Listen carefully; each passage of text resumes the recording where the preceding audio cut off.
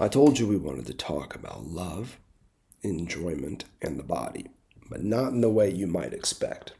We've now arrived at that third element, the body.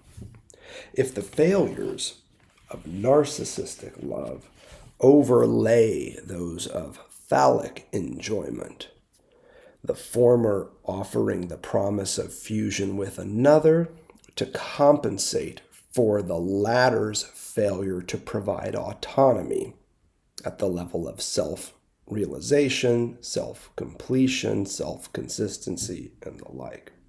If the failures of narcissistic love overlay those of phallic enjoyment, what I would offer is this. The jouissance of the body, as Lacan understands it, it underlies them both. Beneath the failures of narcissistic love are those of phallic enjoyment, and beneath those of phallic enjoyment, we see the jouissance of the body.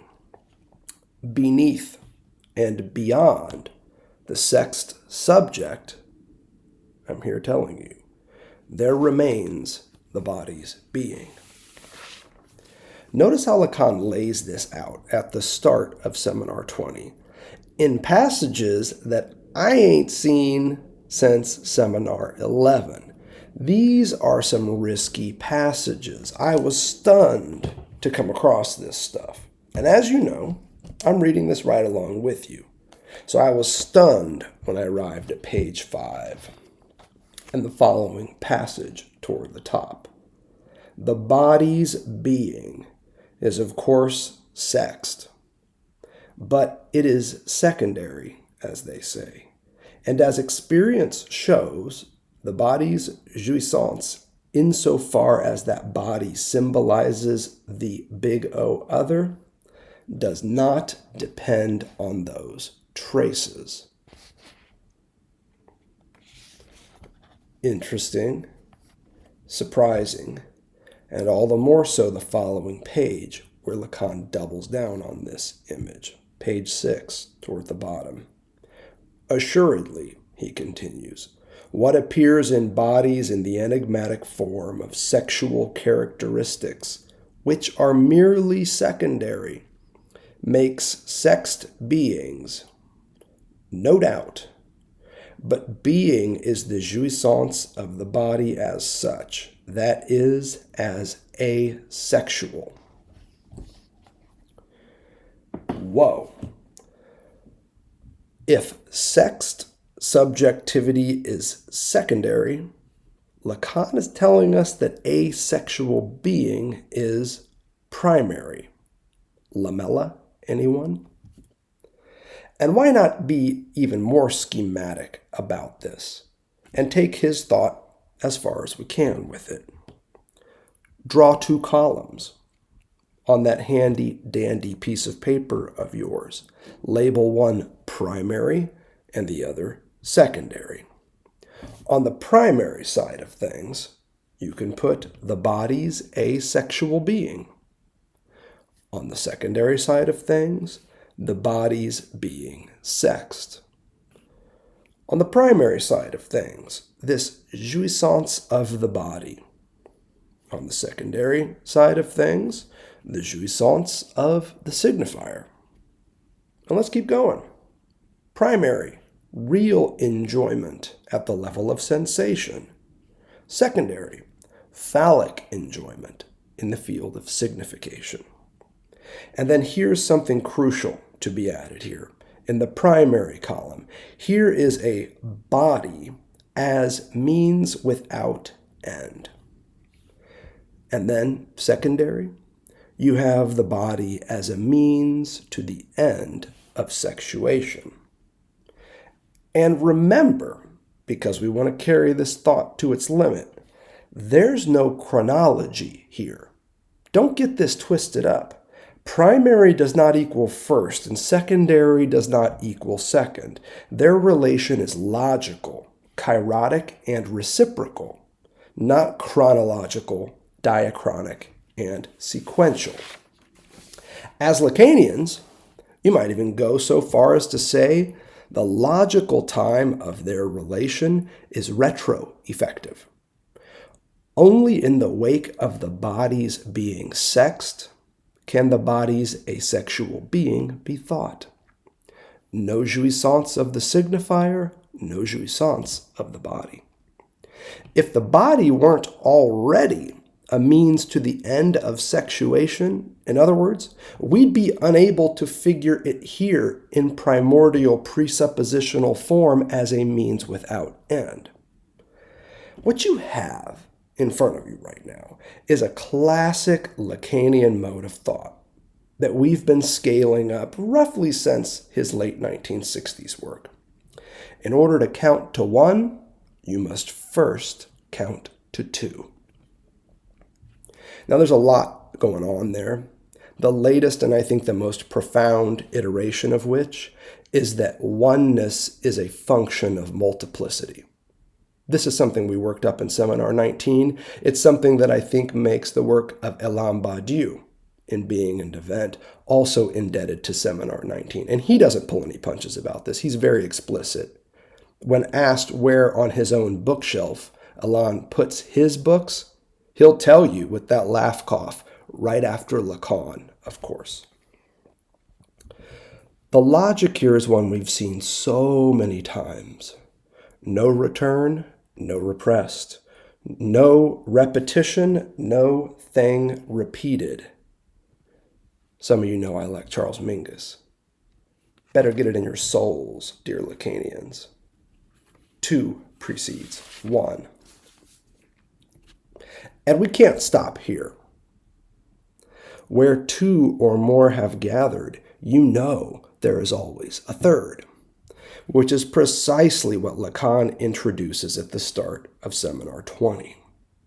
Between the body's asexual being and the body's being sexed, the living individual and its socio-linguistic inscription, as he puts it at the start of Seminar 17, is what he now calls the speaking being. Check it out. Page 2, right up front in this thing, gives us our speaking being. To someone, a jurist, who had been kind enough to inquire about my discourse, I felt I could respond in order to give him a sense of its foundation, namely, that language is not the speaking being. That I did not feel out of place having to speak in a law school, since it is the school in which the existence of codes makes it clear that language consists therein and is separate, having been constituted over the ages, whereas speaking beings, known as men, are something else altogether. Why does Lacan, then, immediately after this passage, turn to the distinction between utility and jouissance? Because he wants to further establish the corporal and linguistic bookends of this speaking being. Let's be even more schematic than we've been so far at the start of this series on Seminar 20. Language is the field of signification, and it culminates in utility. Language is a useful, instrumental means to various signifying ends, not least of which are them two sexes. The other bookend, corporality. Corporality is a field of sensation, and it culminates in that which serves no purpose, bodily jouissance. This is partly why I added sensation to that primary column and signification to the secondary column, but also why I've been messing with means-ends logic as well. Really since my last book, The Chattering Mind. Note where that thing starts, with a means without end. Phallic jouissance is always a means to some fantastical end, the word for which is oneness. Whether we're talking about oneness with one's self, autonomy, or oneness with another, here is narcissistic love again. The body's jouissance in all of its asexual being upends this means-ends logic. It's neither a means to some end, nor even an end in itself. Sorry, my fellow Kantians. Instead, you heard me, I called it a means without end, recalling the work of my man Giorgio Agamben, among others. So when Lacan tells us at the start of Seminar 20 that jouissance is what serves no purpose, I think this is what he means. Not just that it's of no use, but also, more precisely, that it has no end. Between language and corporality, signification and sensation, utility and enjoyment, you have the speaking being. Is that schematic enough? I hope so. Signification is a useful function of language. Sensation is the aspect of corporality that allows for enjoyment, and speaking beings traffic in both. At stake here, I'd like to suggest are two interrelated encores, the two with which these opening lectures began. Signification is a durable because iterative operation. Here is an encore that means again and again and points us back to that automaton. Sensation, however, is a fragile in-body experience. Not encore as you like to think, but encore as in-body experience. En plus corps, as Lacan is working it up toward the end of Seminar 19. It means in body, in person, and always to some extent engaged in a risky one-on-one bodily encounter, the structure of which is not automaton, but touke, for those who recall the original Greek meaning. Being with others is always risky behavior. Now, given our recent lecture series, notably those on or worse and l'étourdi, you know where I'm inclined to go with this. I'm tempted as hell to let the speaking being slide away from language, as Lacan is doing here at the start of Seminar 20, and into embodiment, away from signification and into sensation, from the encore that sustains the signifier to the encore that points us towards the body. It's a temptation. It's a real temptation. Especially when you add to this Lacan's claim at the start of Seminar 20 that his choice of Encore as the seminar's title was driven by his own stupidity. This term stupidity carries throughout the opening riffs in this seminar, and it's key to nail down nounal, adjectival, and verbal forms of stupidity. It makes this temptation even stronger, for me at least.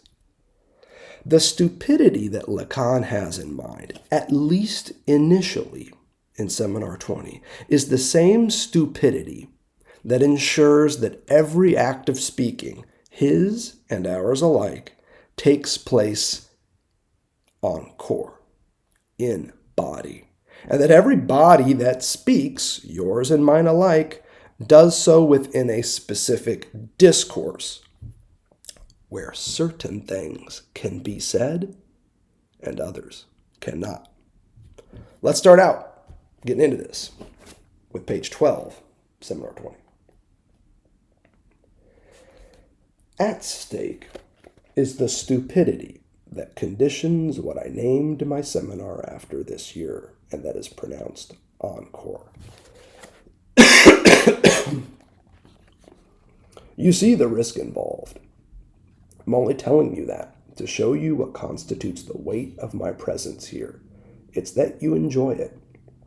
My sole presence At least I dare believe it. My sole presence in my discourse, my sole presence is my stupidity, Lacan tells everybody. What then is his discourse? Why, it's the same discourse on which his thought and ours has been focused since Seminar 17. We're talking about the analytic discourse. His first and second lessons in Seminar 20 are no exception. Their clinical and conceptual centerpiece is the analytic discourse, and within it the function of stupidity. The fun begins once more on that page 2 we were just messing with. Last year, Lacan says, I entitled what I thought I would say to you, OPA, or worse, and then CSUPA. That has nothing to do with I or you. Our path, that of analytic discourse, progresses only due to this narrow limit, this cutting edge of the knife, which is such that elsewhere it can only get worse. What is this supier? It's an odd construct, to be sure, but also a crucial one, as Badiou well notes in his own lectures on Lacan. The supier at stake here is a yearning or longing for something worse. The word Badiou assigns this is yersening, to yearn for something worse. When analysts stray from the narrow path of analytic discourse, this clinical and conceptual knife's edge that Lacan has been honing since Seminar 17, ourselves included, it's often because they yearn for something worse. What is this worse for which analysts often yearn? Well, at the end of Seminar 19, and even more explicitly in his subsequent report on Seminar 19, Lacan is outspoken on this point. When analytic technique takes a turn for the worse, we often see the analyst yearning for, you guessed it, the one. And to illustrate some of this, it's useful to recall a few passages from Seminar 19. We got a whole series on Seminar 19. You can check it out. These passages are passages that are also featured there. Highly encourage you to track them down. But I'll recall a few of them here just to get us going on this one that is worse when the analyst yearns for it. The title is a choice, Lacan says. Others suspire for worse. I abet not making as much my honor. At issue is the sense of a practice, psychoanalysis. It raises those I have designated as suspiring for worse to the one. Now, the word that I would use here, following Badiou, were I to translate this, is yearning to the one, yearning for something worse in the form of the one. So check it out. Phallic enjoyment, by way of the phallic function, promises a certain activation of oneness at the level of autonomy. That fails. Narcissistic love rushes in and promises the activation of a certain oneness at the level of fusion with another. But I got news for you. Ain't no such thing as a sexual relation. Fusion ain't happening. And what Lacan is saying here is that there's also a certain type of oneness that shows the analyst, who ought to know better than most to avoid it, yearning for worse. The one, for which analysts astray often yersin, comes in several forms and figures, all of which we've discussed in previous series, so I ain't going to dwell here for long. Foremost among these ones is that subject supposed to know. Here, as you've heard me say, is the analyst as a wannabe avatar of the big other, with absolute, complete, authoritative knowledge of how the unconscious works and blah, blah, blah, blah, blah. Have dinner with some Lacanians. Have dinner with some theorists that use Lacan's work. And you'll hear the blah, blah, blah, blah, blah. Have dinner with some clinicians. You ain't going to hear as much blah, blah, blah, but there's oftentimes a temptation there as well. A yearning for something worse than the work that Lacan simply irons out. Here is also what I've often derided, and with much delight, as the analyst playing professor. Here is the university discourse at work. Specifically, the illusion of a step forward in analytic experience. Because it marks a quarter turn clockwise in the analytic discourse. Again, pen and paper. Write out the two discourses, analytic and university, and you'll see that if you give the analytic discourse a quarter turn clockwise, moving all four of those positions, boom, you got the university discourse. But that is an illusion. It's a sham progress. Because, in fact, the opposite is shown again and again. Namely, that the primary resistance of the clinic is, in fact, that of the analyst playing professor. Resistance? Whoa, whoa, whoa. Slow down, McCormick. No, hell no, I can't slow down. We already covered all this material. This is review. Resistance to what? What does the analyst resist when they yersin for the oneness presented as an avatar of the big other? They resist occupying the true position that Lacan establishes for them, not that of omniscience, but instead that of corporal and clinical abjection. You don't believe me? You never believe me up in here. I'll tell you. Page 216 of Seminar 19, a passage again that we've already reviewed, but one that deserves mention here. This is where analysts take an imperious turn for the worse when they cannot accustom themselves to being promoted as abjection at the place defined by the one rightfully occupying it, with the aggravating factor that this is the place of semblance. And then he reiterates himself, turning oneself into a being of abjection presupposes the analyst as otherwise rooted in a practice that strikes everything on another reel, the very same that is at stake for us in the fact of so saying. A reel that is at stake in the act and fact of saying, of speaking. Those of you who've seen the series on Ch1-2b, you can imagine what we're up to here. Again, though, we've been over all this in the concluding lectures to our series on Seminar 19 and again in our series on Ch1-2b. So let me try once more to keep this brief. The little a in the upper left-hand quadrant of the analytic discourse, which marks the proper position of the analyst, at least according to Lacan, is not the big A of an all-knowing other, avatar or otherwise. But nor is it, mark my words, the object little a that many commentators mistakenly assume. That little a in the agential position of the analytic discourse, that is not object little a.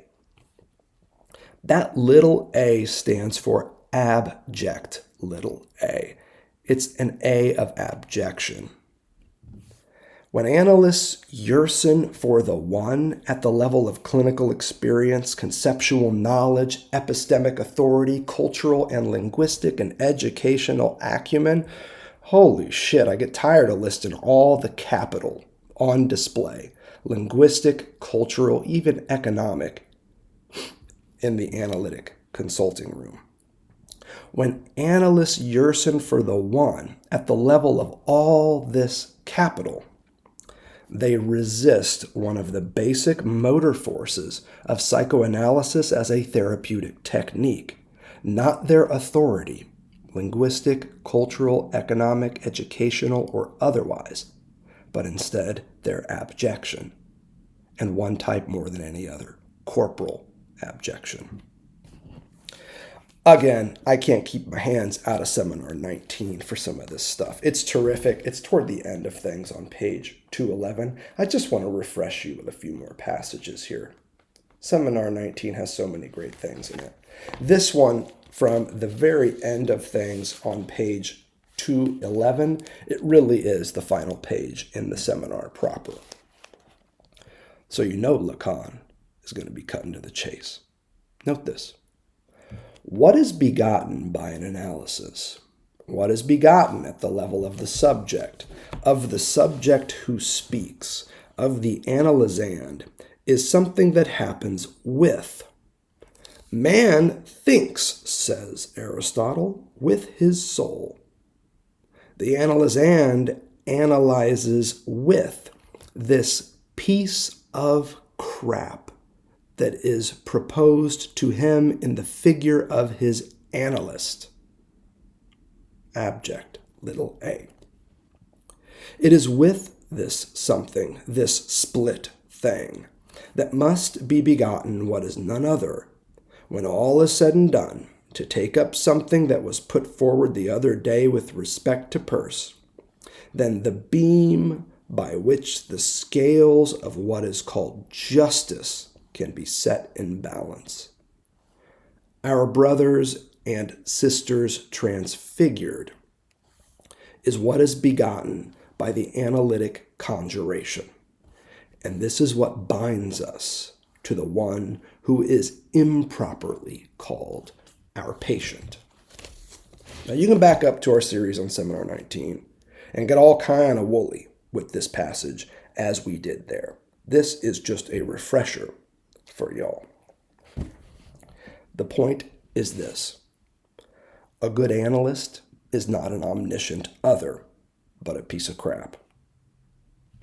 Not a clinical embodiment of the one that so many masters and professors yearn for, but this split thing, as you just heard Lacan put it, bound to another divided, inconsistent being, namely the analysand as barred subject, as yet another split thing.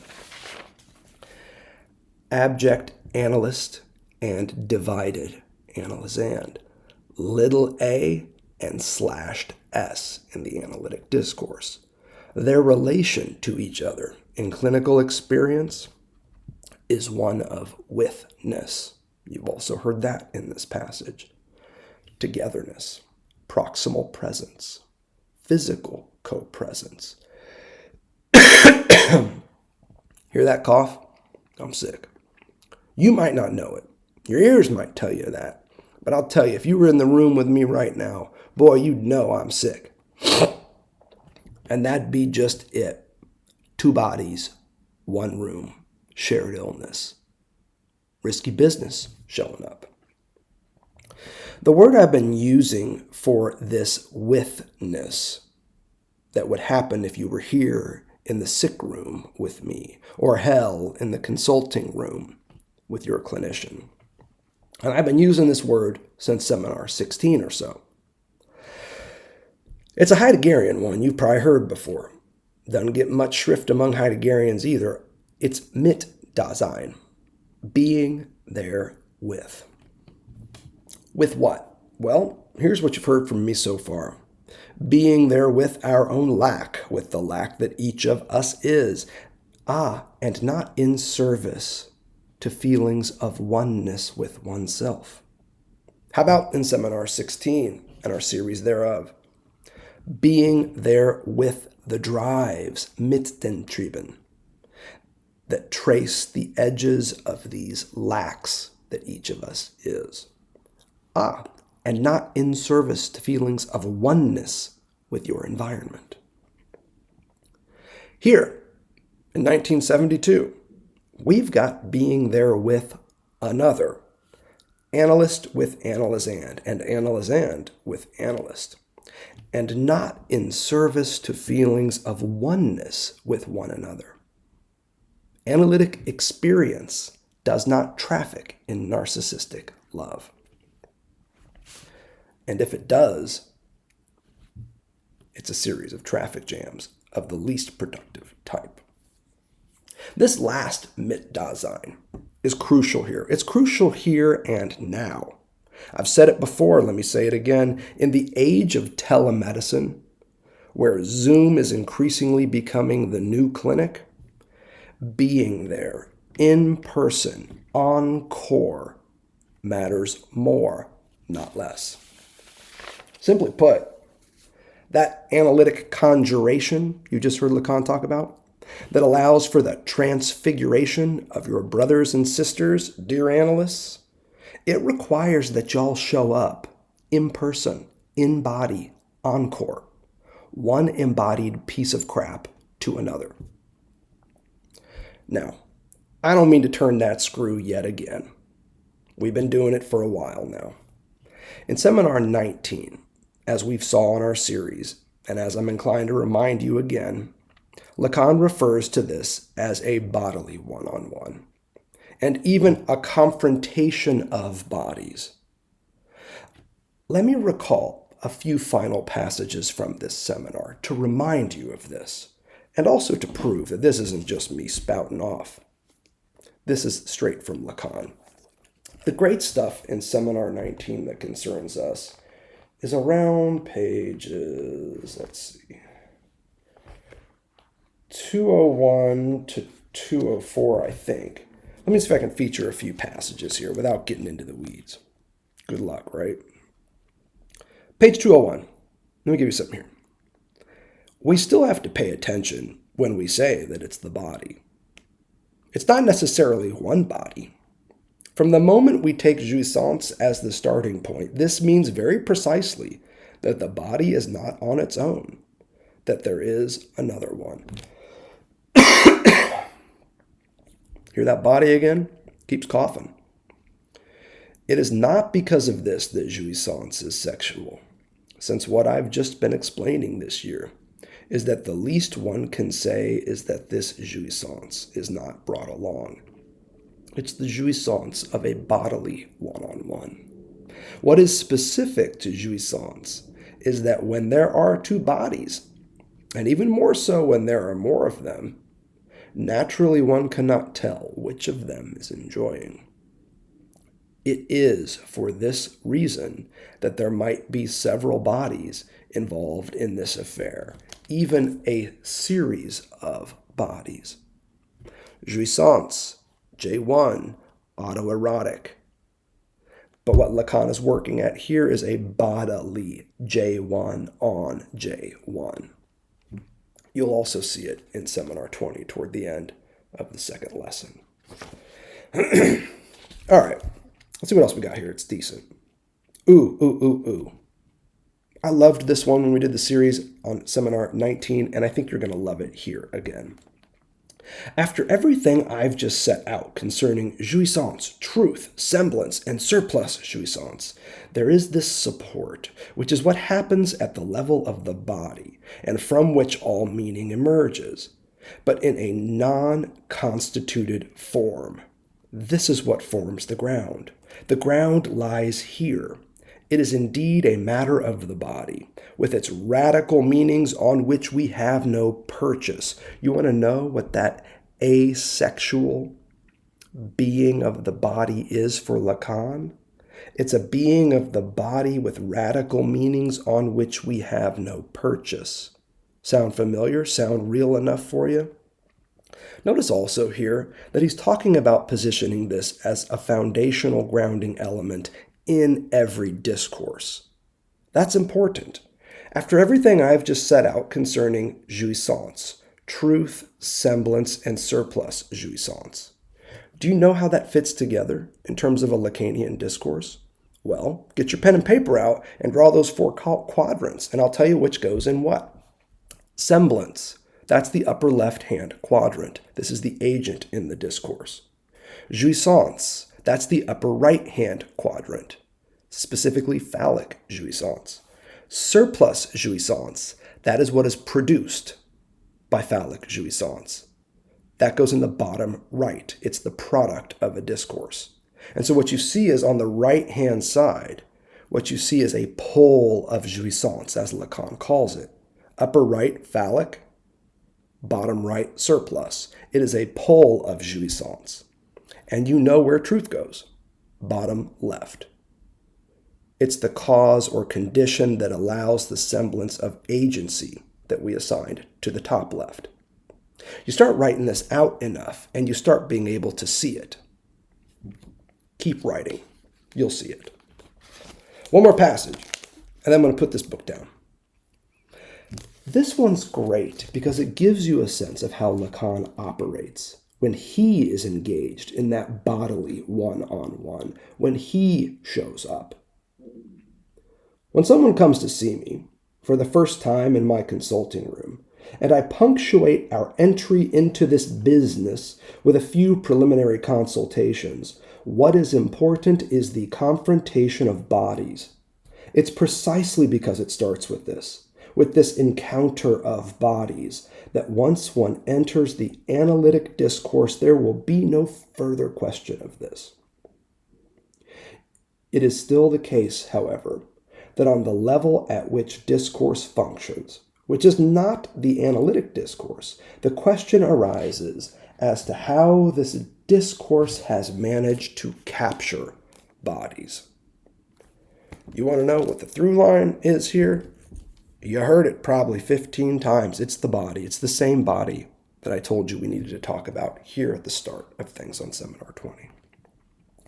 At this point in Lacan's thought, in the fall of 1972, after these passages we just read, more or less from the spring of 1972, when Lacan says encore, he means in body, the same way he's meaning it here. And in fact, it's when he's at the end of Seminar 19 that he starts popping up with that EN plus CORPS. It's explicit. It's in our last series. You can also see it in the book yourself.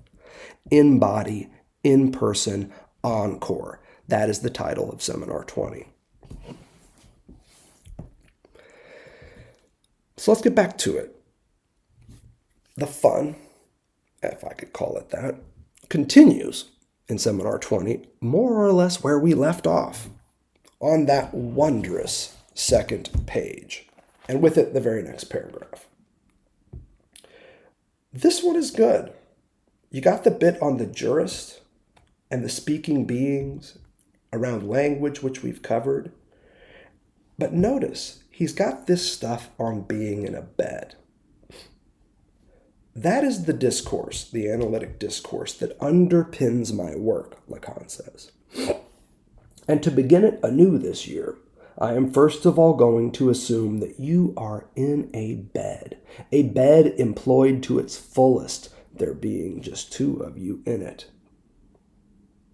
I won't leave this bed today, and I will remind the jurist that law basically talks about what I'm going to talk to you about, jouissance. Law doesn't ignore the bed. Take, for example, the fine common law on which the practice of concubinage, which means to sleep together, is based. What I'm going to do is begin with what remains veiled in law, namely what we do in that bed, squeeze each other tight. I begin with the limit, a limit with which one must indeed begin if one is to be serious. In other words, to establish the series of that which approaches it. Now, the serious and the serial, we'll get there. For now, it's important just to note that he's operating at a certain limit. I cue this up because I don't want to lead you astray. And I don't want you to peer into the start of Seminar 20 and be like, uh-oh, the clinic is a bedroom, the couch is a bed, everybody's in bed together. Oh, no, that is not what's happening here. The couch is not a bed. The clinic is not a bedroom. Analyst and analysand do not squeeze each other tight. They don't sleep together and so on. But they could. And that is Lacan's point. Being there with someone else, in person, in body, encore, means that you could reach out and touch them, squeeze them, fuck them. Note all the nonverbal codes here in a setting of this sort that would offset and displace every verbal channel. Proxemics. It's about placement, movement in a room. Kinesics, more directly about gesture. Chronemics, timing, whether you're on Zoom or in person, chronemics matters. There are all sorts of times that flow when you're in co-present space with somebody. Haptics is the one that I want you to have your finger on here. It's touch. Even olfactics. I can remember what my analyst's office smelled like. Years of analysis. Literally years. And that smell. Ooh-wee, that smell. I ain't smelled it since. Olfactics matter more, not less, when you're together. All are potential channels of interaction, of contact, when two people meet in a bodily one-on-one. Good touch, bad touch, hell, assault, murder, keep going with this. Let's be categorical. Anything can happen when bodies occupy the same small, noise machine-ensconced consulting room. Tuque galore. But it doesn't. Analysts and analysands meet in person, sometimes for years, and never touch. To say nothing of good touch, bad touch, assault, murder, and the like. And I'll leave it to you to guess where I put that notorious, for me at least, hug.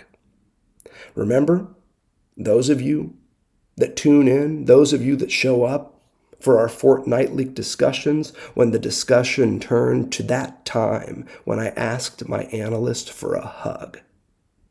And I got one. Oh, Lord, did I get one. Holy shit. I wasn't murdered, obviously. I wasn't assaulted, that you know. The touch was neither good nor bad. All of that shit, though, could have happened. But it didn't. Good touch, bad touch, assault, murder, it can happen in the consulting room, but it doesn't. And that's why Lacan ends the passage we just read on being in bed by saying that we begin with the limit, a limit with which one must indeed begin if one is to be serious. It's within this limit of proximal presence, of embodied interaction, that analysis proceeds. Or better, here's what I would say, it's atop this bodily one-on-one, this confrontation of bodies, this Mitdasein in all of its liveness and chance that analysis proceeds. And all, again, by way of Lacan's discourse, the analytic discourse. So let's sum it up. There's no need to make this more complicated than it already is. Analytic experience as a bodily confrontation is grounded in the analytic discourse, and the latter, as we've learned, is grounded in the body. The same body that underlies and undermines phallic enjoyment. Ho, ho, ho, ho, ho. I told you I'm going to keep it simple. I fucked up. Underlies and undermines? What the fuck does that mean?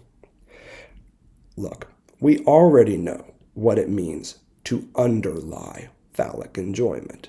Beneath the body's being sexed, even if only logically so at the level of a presupposition, is the body's asexual being. Implicit in the instrumentalization of the body as a means to the end of sexuation, you've heard me say, is the possibility, however remote, even and especially to the point of impossibility, of the body as a means of enjoyment without end. What then is sensation relative to signification? Recalling those two columns we were just messing with. It's a name of the real, wandering errantly through the symbolic. Or better still, it's a number. What is the function and the field of the body in analytic experience? It's that of a numerical real, just as we've been discussing it in our recent series, and no less material as a result. Numerical real ain't abstract.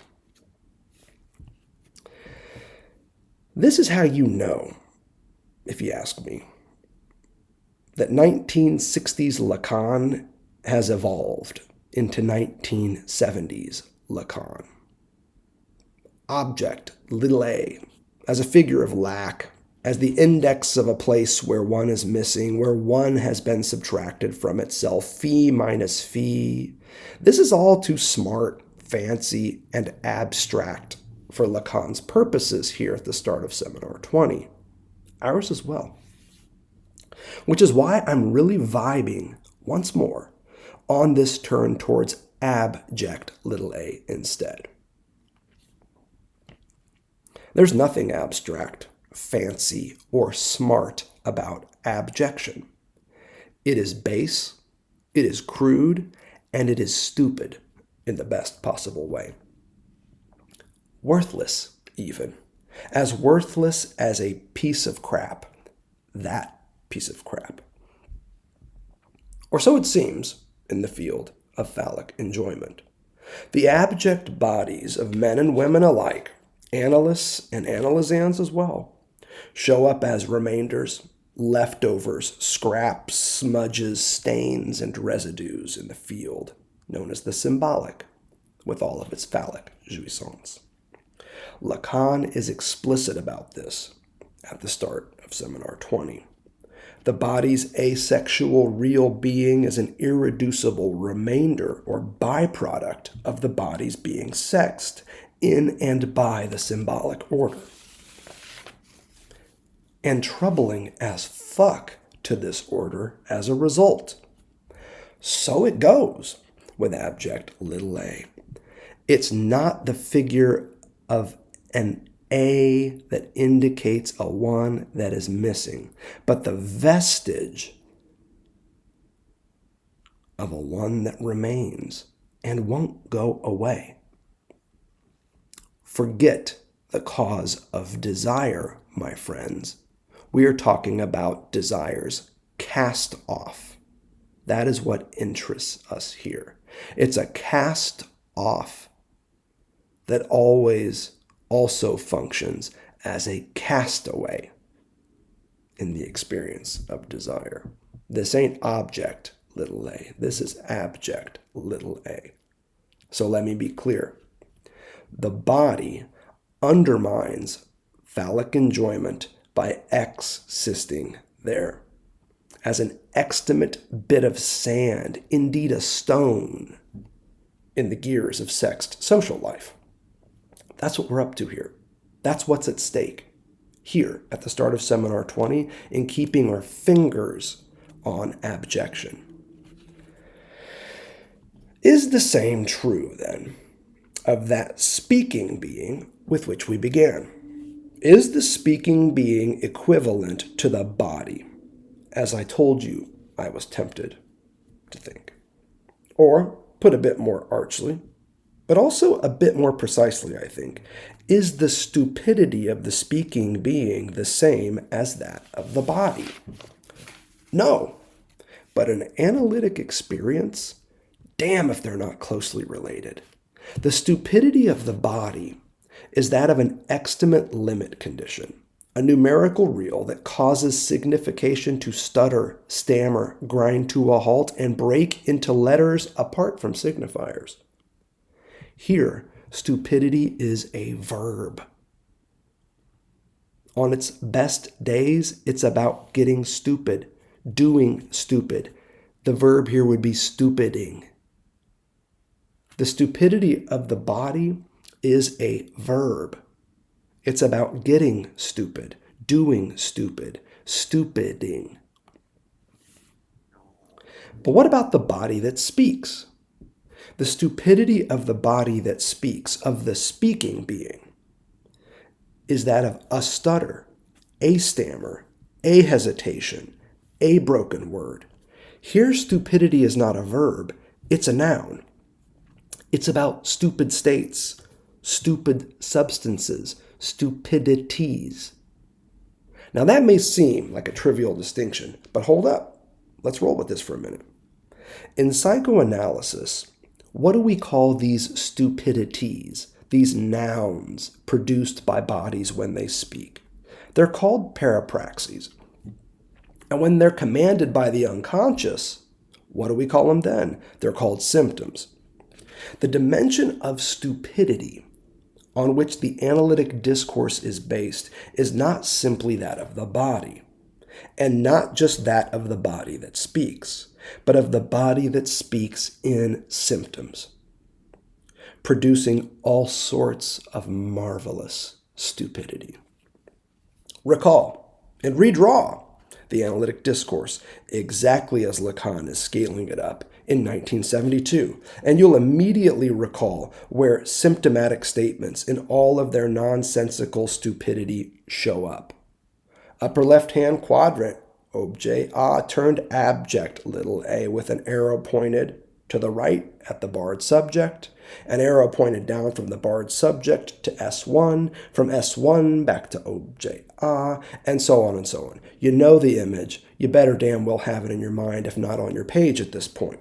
I don't need to draw it again. On the side of the subject, that slashed S with an arrow pointed down to S1, which is also, you just heard me say, the side of jouissance, you see a downward arrow. That is a downward arrow of embodied speech we learned in Ch1-2b. Embodied speech of a speaking being. From slashed S to S1, barred subject to symptomatic statement. Now, if you're not familiar with all this, just push pause right now and go back and check out the series on Ch1-2b. Go back, check out the series on Seminar 19. I know it's not as easy as that in some cases, but this is all work that we've already done. So I'm not going to rehash this whole thing here. We just don't have time to do it. Tempting though it is. The symptom produced when the analysand opens their mouth, that S1 produced by the slashed S in the analytic discourse, that symptom produced when the analyst opens their mouth and the unconscious commands them to speak is a signifier. From S2 to slashed S to S1, what you see is the production of a signifier. But it is a stupid, nonsensical, and hella forgetful signifier. Balloons? Balloons? Did you see balloons come up in here? I got a new computer. I'm using a new program. I just counted 1, 2, 3, and the motherfucker sent some balloons up. What a great timing for those balloons as well. I didn't know that shit was going to happen. Was that the digital reel? 2K, anyone? The point we want to make here is about that signifier, S1, that symptom. And I'm trying to clarify for you that it's stupid as hell. Nonsensical is what we called it in our series on Ch1-2b. It's also a forgetful signifier. Most discourses, when signifiers that are stupid and nonsensical pop up, they flee in the other direction. What do philosophers do with nonsensical signifiers? Peace, we're done. What do scientists do with nonsensical signifiers? We out, we're done. Lacan's point here is that most discourses flee nonsensical signifiers. Linguistics flees nonsensical signifiers, but not psychoanalysis. In psychoanalysis, stupid, nonsensical, and forgetful signifiers are prized and embraced, which is terrifically productive for clinical work, especially with neurotics, but also precarious as hell, especially when clinicians neglect the embodied acts of speaking that precede these symptomatic statements. And now you hear us creeping back into Ch1-2b. I wish I could tell you you don't have to read this essay, but I'm sorry, you need to read this fucking essay. Which is why Lacan's been writing a certain sentence on the blackboard for a while. It's the same sentence that yielded the very essay I'm inviting you to read, as well as our last lecture series on this essay. You can see it on page 15 of Seminar 20. I'm not just queuing it up to point you backwards. I'm queuing it up as a way forward into this seminar. And on page 15, this is what Lacan is talking about in Seminar 20. The fact that I say that the unconscious is structured like a language is not part and parcel of the field of linguistics. That is a glimpse of what you will see commented upon in a text that will come out in the next issue of my well-known A periodical that is titled Ch1-2b. That's a D-I-T at the end, D meaning said.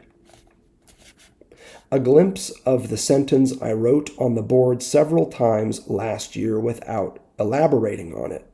We are, indeed, back at this sentence. The fact that one says remains forgotten behind what is said in what is heard. Yet, it is in the consequences of what is said that the act of saying is judged. But what one does with what is said remains open, for one can do all kinds of things with it, like one does with furniture, when, for example, one is undergoing a siege or a bombardment.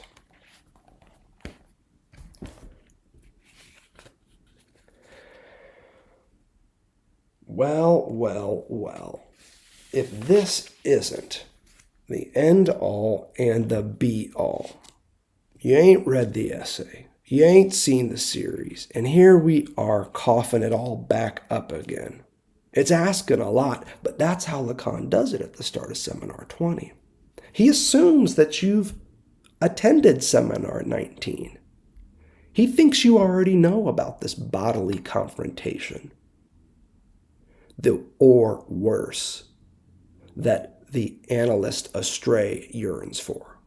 He thinks you already know what he's up to in Ch1-2b. The damn thing hadn't even been published, and he's already jumping in as though we've already read it. Now, thankfully, for many of you, you have already read it. You're one of the few folks in the world that have actually read this essay. Now, we got a whole lecture series on it again, so I'm not going to fuck around with it too much here. This sentence is the centerpiece of Ch1-2b. It's the centerpiece of our series, so I'll just offer a few quick notes here to keep us moving forward again in Seminar 20.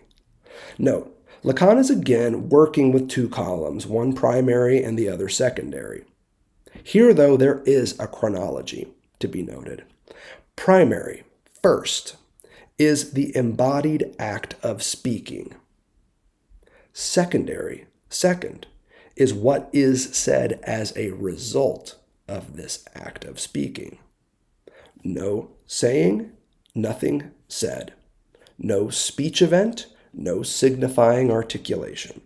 The analysand has to physically open their mouth in order for anything like a symptom to be stated. Lacan is surprisingly explicit about this, and he assumes that we're with him here. Second note, the retroactive analytic twist that he gives these two primary and secondary moments here in Seminar 20 is really worth focusing on here. The act of saying precedes what is said, but it's by way of what is said that we account for the act of saying. Notice how he sets this up here. It's by way of the said that we account for the saying. So the retroaffective component is still at work here. Or not, because oftentimes, that is not what happens. And this is the entire wager of his complaint in 1972. All too often, analysts focus on what is said in the session to the exclusion of the embodied acts of saying that ripple through the very same session, allowing the latter to slip into clinical and conceptual forgetting. That's the whole point in this stuff. Hence Lacan's analogy here, right on page 16 in Seminar 20. Analysts often use spoken symptoms, what is said, as barricades against any encounter or confrontation with speaking bodies, the acts and facts of saying. And this, of course, recalls yet another kind of stupidity. Not that of the analysand's symptomatic statements in all of their nonsense, but again, that of the analyst's resistance to one thing more than any other, corporality. The symptom may be stupid, but not more so than those who fetishize it. Now, you know what's tempting? I'd love to just hit pause, back it up, and redo a retake of that bit, corporality. Say it slicker, say it better, say it more eloquent. Fuck that. The stumbling tongue is what proves the point here.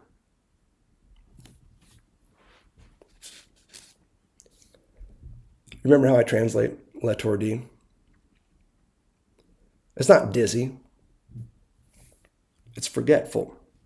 Ch1-2b I translate as the forgetful said. Fetish-sized symptoms are forgetful saids because the embodied acts of speaking that conditioned them have been allowed to slip into oblivion. I think this is partly why Lacan turns to the production of nouns and with them substances in his second lesson of Seminar 20. To fetishize symptomatic saids and forget the speaking bodies that pronounce them is to noun a verb.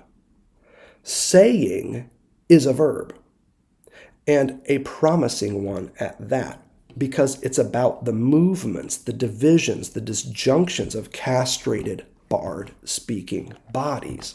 It's an orientation toward these splits. Lacan's got a good riff on this on page 25. It's at the end of lesson 2, and it's about the verb. The verb is defined as a signifier that is not as stupid. You have to write that as one word, not as stupid as the others. No doubt, providing as it does the movement of a subject to his own division in jouissance. And it is all the less stupid when the verb determines this division as disjunction and it becomes a sign. Saying is a verb. The said, however, is a noun, and as such, it is stupider than saying, which is a verb. It is stupider than the act of saying because it substantializes movement, freezing what can only exist in fluid states, and freezing it in one place in particular, what Lacan here calls a dimension, D-I-T mention, the place of the said. Page 21. Relative to the passage we just read, makes a lot of sense here. As soon as we turn things into nouns, we presuppose a substance, And nowadays, well, we just don't have that many substances. We have thinking substances and extended substances. On that basis, it would perhaps be appropriate to ask where the substantial dimension can be situated, however far it may be from us, and heretofore giving but a sign to us. This substance at work, this dimension that should be written D-I-T mention, the said mansion, over which the function of language is first of all that which is watchful prior to any more rigorous use. Productive, fruitful analyses reverse this process. Instead of nouning verbs and substantializing movement, they return nouns to verbs that conditioned them and march substances back to the movements that made them. From symptomatic saids to acts of speaking to barred subjects to unconscious truths to what Lacan here calls a certain real.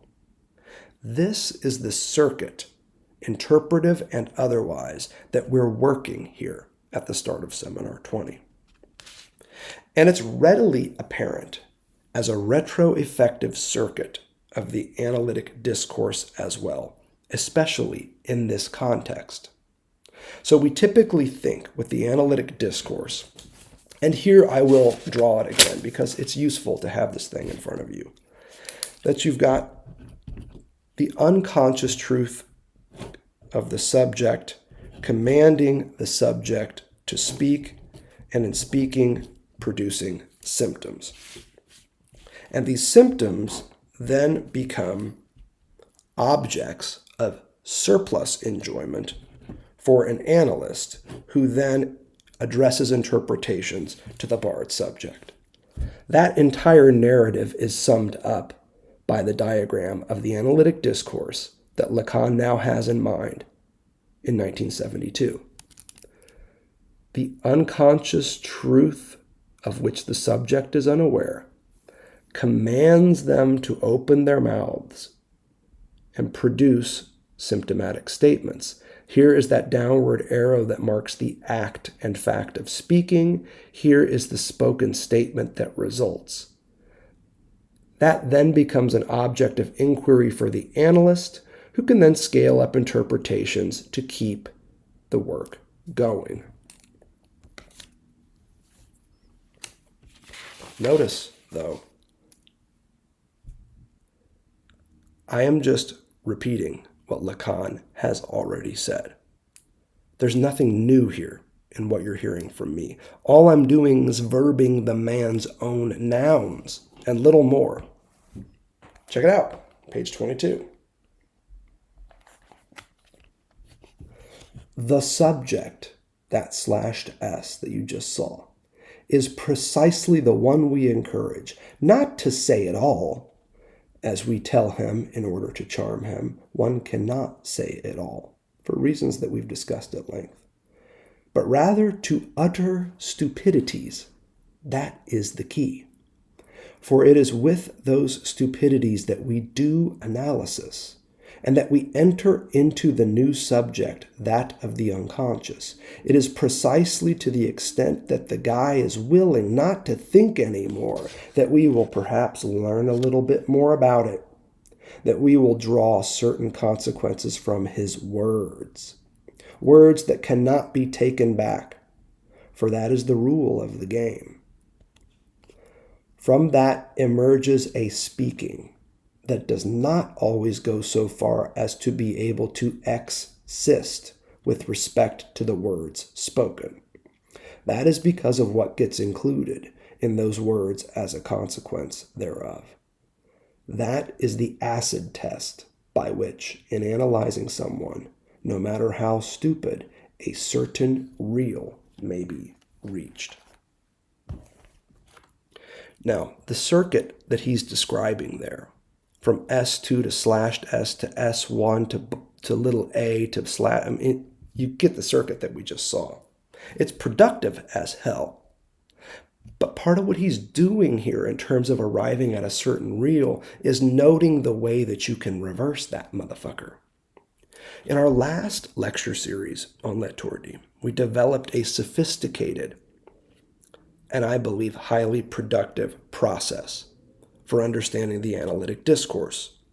And it's one that adds a certain element to the diagram you just saw. In between S1 and S2 in the delta of impotence, we see the real located in the summer of 1972. It's an incredibly productive and helpful turn in Lacan's development of this discourse. From the real to the unconscious truth, to the barred subject, to the act of speaking, to what is said, to the interpretive work of the abject analyst. That's the sequence that we developed in our last series. What's nice about the passage you just heard in Seminar 20 on page 22 is we can see exactly what that interpretive work entails, or at least how it begins, rather than trying to understand symptomatic statements, what is said, the substantial, and for this very reason, stupid nouns. The analyst liquidates them, verbing these nouns in service to recovering the fluid acts of speaking that produced them, all at the behest of an embodied speaking subject, here the analysand, one who is compelled to speak by the unconscious truths that cannot themselves be said, because the ground in which they're rooted is that of the real. No longer does the analyst see the symptom for what it is, a stupid, nonsensical statement. Now they hear the saying on which it sits, an embodied act of speaking that always sounds the same, namely as what Lacan calls the wail of an appeal to the real. You want to know what speaking being sounds like?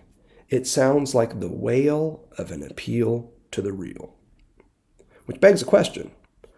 Are there any ears out there to hear this wail of an appeal to the real? That's the basic question of analytic theory and technique in the discipline of Lacanian psychoanalysis.